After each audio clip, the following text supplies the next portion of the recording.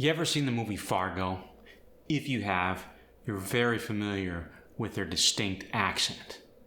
That accent can be heard in places like Minnesota, in Wisconsin.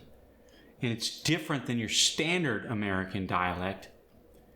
It's got, for instance, a different resonance. The standard American accent is right in the middle of the mouth.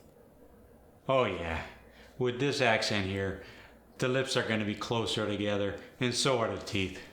And despite the fact that there is that tension, and there's not a lot of movement in the mouth, it almost looks like those who speak with this accent are smiling.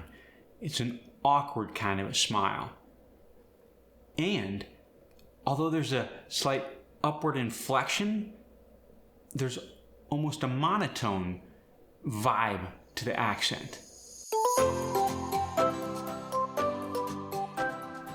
There's two really distinct sounds in the Fargo accent.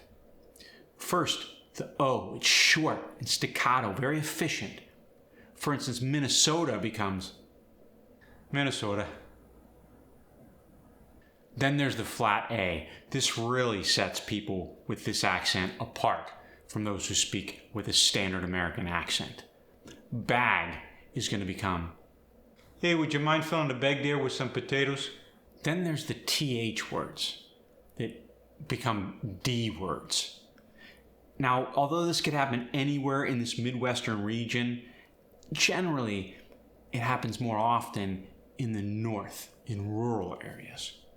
For instance, hey, I really like them is going to become, hey, I really like them. The I sound tends to be very far forward and nasally. It reminds me of the Chicago accent. For instance, my tie is not right for the time.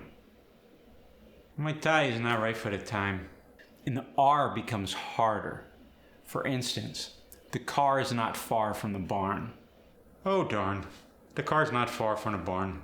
When you say words like father and gone, you really emphasize the ah in the middle. Yeah, that was my father. He's gone. Here's some phrases you can put to use when you're embodying a character from this region. Oh yeah. Oh geez. Sure is. Hey yeah.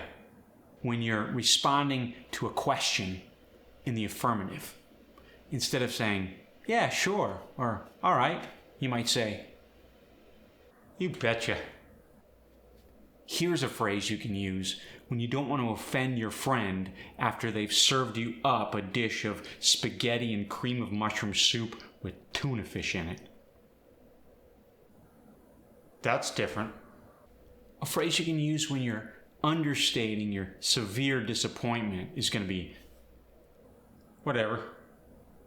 Here's something you can do when you want to portray a character from this Midwest region who doesn't really express their emotions. They've led kind of a ho-hum lifestyle, so they don't get too overly excited or overly disappointed. For instance, if they go on a roller coaster, they're not going to go, that was the greatest roller coaster ever. They might say, sure was nice I didn't lose my lunch up there. That was really something. Here's an idea. A lot of times people in the Midwest get the reputation of not being in touch with their feelings. Not like on the coast where we're all seeing our therapists and taking time to meditate and self-reflect on our feelings. No, someone in the Midwest, a character you might embody, is going to be less likely to make eye contact.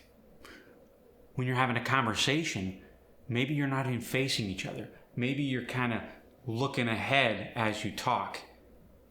Kind of like I'm doing now with my friend here. It's Steven, by the way. Right. And thanks for joining us, Steven. And thank you for being here. I hope this helps. Go out there and take on this accent.